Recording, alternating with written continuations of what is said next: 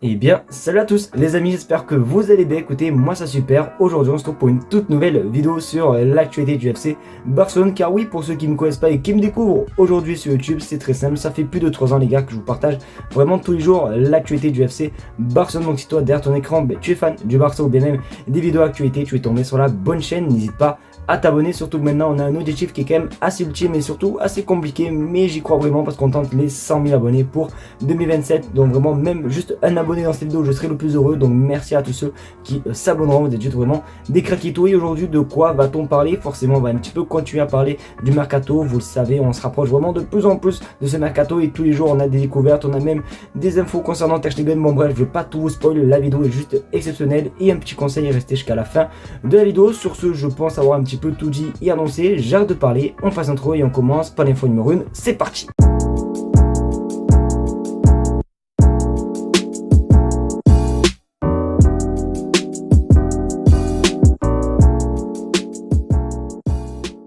Vous commencez un petit peu à me connaître, vous le savez ces derniers temps, j'ai mis en place une nouvelle séquence qui vous permet à vous, la communauté, de participer dans la vidéo quotidienne. Et en plus ça, simplement parce que vous avez juste à écrire des commentaires et toujours je sélectionne un commentaire et j'en parle en vidéo. Et aujourd'hui le commentaire que j'ai sélectionné n'a strictement rien à voir avec le Barça, mais puisque ça a été vraiment une période pour moi un petit peu voyage, etc. Parce que vous le savez, la semaine dernière j'étais simplement au Canada pendant plus de 9 jours. Et ben, du coup la question c'est, regarde sur votre écran, comment a été du coup ton voyage. Bon, je l'interpelle un petit peu comme ça. En tout cas, déjà merci à toi pour ton commentaire, mon voyage a juste été exceptionnel. Et ne vous inquiétez pas, dans la semaine, comme j'ai pu le dire hier, il va y avoir un live simplement qui va être prévu sur cette chaîne YouTube où je vais vraiment parler de mon voyage. On va même parler un petit peu des vidéos, du moins des actualités qu'on a totalement zappé, du moins que j'ai pas pu voir en étant au Canada. Bon bref, on va vraiment faire un live spécial. Donc voilà, en tout cas, si vous voulez mon avis, soyez abonnés, mettez la cloche des notifications pour être au courant de ce live qui sortira à mon avis peut-être mercredi ou bien même jeudi. Donc soyez à l'affût les amis. En tout cas, merci à toi pour ton commentaire. Si toi aussi tu veux figurer dans la vidéo de demain, c'est très simple, vous avez juste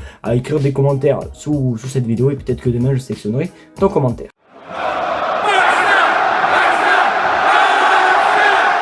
Aïe, qu'est-ce que ça m'avait manqué les gars, je vous jure, de parler du Camp Nou les gars, parce que oui, nous avons des nouvelles concernant le Camp Nou. Le Camp Nou, pour rappel, est en rénovation depuis plus de 2 ans et on est bien proche simplement de le retrouver et de revoir notre magnifique équipe jouer dans ce stade exceptionnel. Et bien du coup, oui, ça semble vraiment très proche parce que, regarde sur votre écran, dernière minute, le Barça a obtenu le feu vert de la Liga pour disputer les 4 premières journées du championnat à extérieur en vue du retour au Camp Nou. L'équipe retrouvera son stade le 20 au 21 septembre, sauf si le premier match de phase de Ligue des Champions se déroule à domicile, qui aurait lieu le 16, 17 ou 18 septembre. Donc du coup oui, le Barça devrait bel et bien jouer au Camp Nou à partir de septembre. C'était ce qui était un petit peu prévu parce que oui, forcément c'était pas vraiment prévu pour début août, mais du coup pour septembre. Donc c'est quand même une bonne nouvelle les amis. N'hésitez pas à vous me dire ce que vous pensez les gars dans les commentaires. D'ailleurs voici des dernières images des derniers jours et même des dernières heures du Camp Nou. Donc vraiment on peut voir que ça a avancé vraiment d'une façon rapide et vraiment un grand bravo à tous les ouvriers qui sont dans ce chantier. Ça doit pas être facile, etc. Je crois qu'ils sont vraiment plus de milliers et tout par jour, simplement à travailler sur ce Camp Nou. Donc vraiment juste merci à eux les amis, mais vraiment juste de savoir que le retour du Camp Nou semble proche, c'est juste vraiment exceptionnel.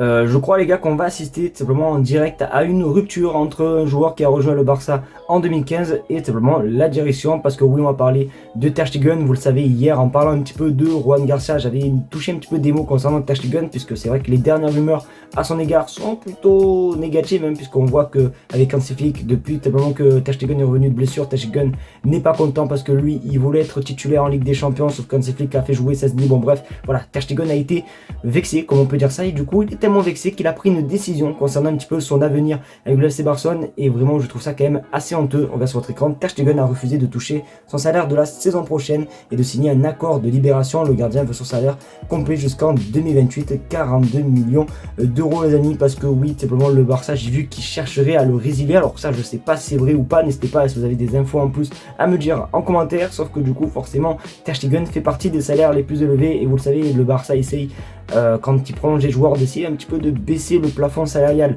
des joueurs, sauf que lui, Ter Stegen, ne veut rien savoir et veut toucher son salaire complet, et je trouve ça quand même, alors honteux, je sais pas si je peux employer ce mot-là, mais franchement, quand tu es un capitaine, que tu es là depuis plus de 2015, etc., ben, je pense quand même que tu devrais faire un effort. Je sais pas, imaginons, il te baisse le salaire de 48 millions d'euros à peut-être, je sais pas moi, 35 millions d'euros. Alors oui, certes, c'est une belle baisse, mais tu vas pas être pauvre à la fin du mois. C'est-à-dire, je sais pas comment vous dire, je pense qu'il montre pas l'exemple, et je pense que vraiment il y a une rupture qui est en train de se faire entre Ter Stegen et le Barça, et on va voir ce qui va se passer, mais je sais pas pourquoi je sens vraiment que c'est la fin d'un chapitre entre Ter Stegen et le FC Barcelone. C'est pour ça, vraiment, dites-moi tout votre avis concernant ce cas-là. Est-ce que pour vous il faut vendre Ter Stegen, oui ou non? Mais voilà, en tout cas je sens que ça sent vraiment la fin pour Ter Stegen.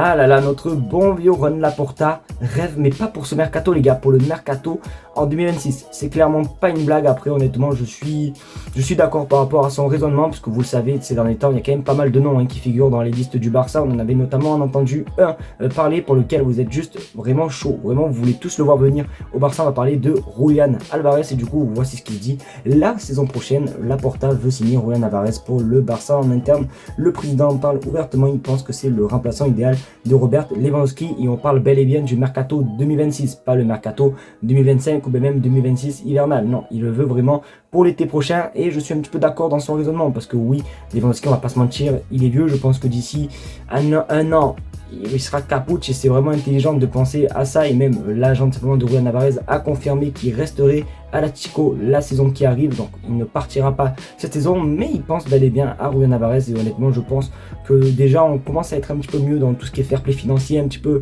mieux dans les finances. Alors oui, c'est pas énorme, on n'est pas vraiment en toute liberté financière et tout, mais ça commence à être un petit peu mieux, donc je pense que le Barça pourrait préparer un gros coup pour la saison prochaine. Mais voilà, en tout cas, il est beaucoup trop tôt pour en parler, etc. Mais je trouve l'idée plutôt intéressante, donc n'hésitez pas vous à me dire ce que vous pensez les gars dans les commentaires. Est-ce que vous êtes chaud à l'idée de voir Julián Álvarez, ou est-ce que vous voulez voir un autre joueur, par exemple un Alexander Isak ou bien même Victor Gyökeres? Vraiment, dites-moi tout dans les commentaires. Mais voilà, en tout cas, c'est vraiment une bonne idée de la part de Laporta.